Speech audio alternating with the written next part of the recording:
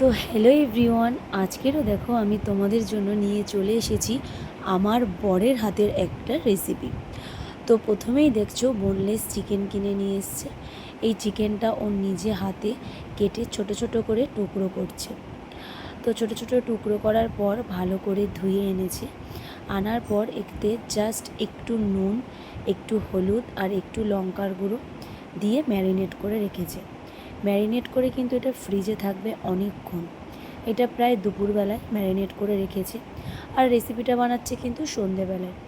তো ম্যারিনেট করার পরে দেখো আর একটা বাটিতে নিয়ে নিয়েছে পেঁয়াজ বাটা, আদা বাটা, রসুন বাটা, কাঁচা লঙ্কা, ধনেপাতা বাটা, আর নিয়েছে টক দই, আরও অনেক কিছু, কাজু বাদাম, পেস্তা, চালমগজ, গরম মশলা, আর যেটা দিচ্ছে এটা কিন্তু হচ্ছে চিজ।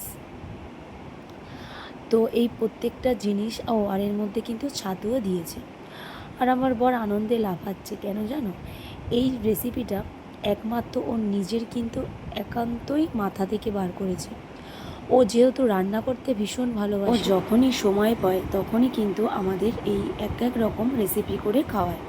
ও খুব ভালোবাসে আমাদের নাকি রান্না করে খাওয়াতে, ওরও ভালো লাগে আর আমাদেরও কিন্তু ভীষণ ভালো লাগে। যাই হোক, এগুলো সব কিছু টাইম পেলে আমাদের রান্না আরও 1-2 ঘন্টা। তারপরে একটা কলা পাতা তেল মাখিয়ে নিয়েছে, সর্ষের তেল। কলা পাতাটা এটা কিন্তু সম্পূর্ণ করা হবে কলা পাতায়। বলতে বলতে তো আমি ভুলেই গেছি এই রেসিপিটার নাম। এই রেসিপিটা হলো চিকেন রেজালা কলা পাতায়।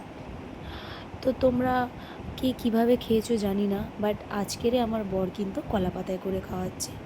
আর রেসিপিটা সত্যি এত সুন্দর হয়েছে, তোমরা যদি একবারও ট্রাই না করো তাহলে বুঝতেই পারবে না।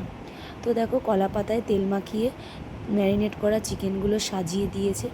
তারপরে যে জলটা দেখছো এটা কিন্তু বেরোবে। তারপরে যেটা আসবে সেটা দেখো, এরকম কিন্তু আসবে, হালকা একটু পোড়া পোড়া আসবে। খেতে কিন্তু দুর্দান্ত হয়েছে। তোমরা অবশ্যই কিন্তু ট্রাই করো, আর আমাকে কিন্তু কমেন্ট করে জানিও। আর কিন্তু শেয়ার করতে একদমই ভুলো না। তোমরা কিন্তু আমাকে ভালোবাসা দিচ্ছ বলেই আমি ভিডিওগুলো শেয়ার করছি। তো প্লিজ তোমরা ভিডিওটা বেশি বেশি করে শেয়ার করে দিও, যাতে আরও মানুষ আমার এই ভিডিওটা দেখতে পারে। তো টাটা।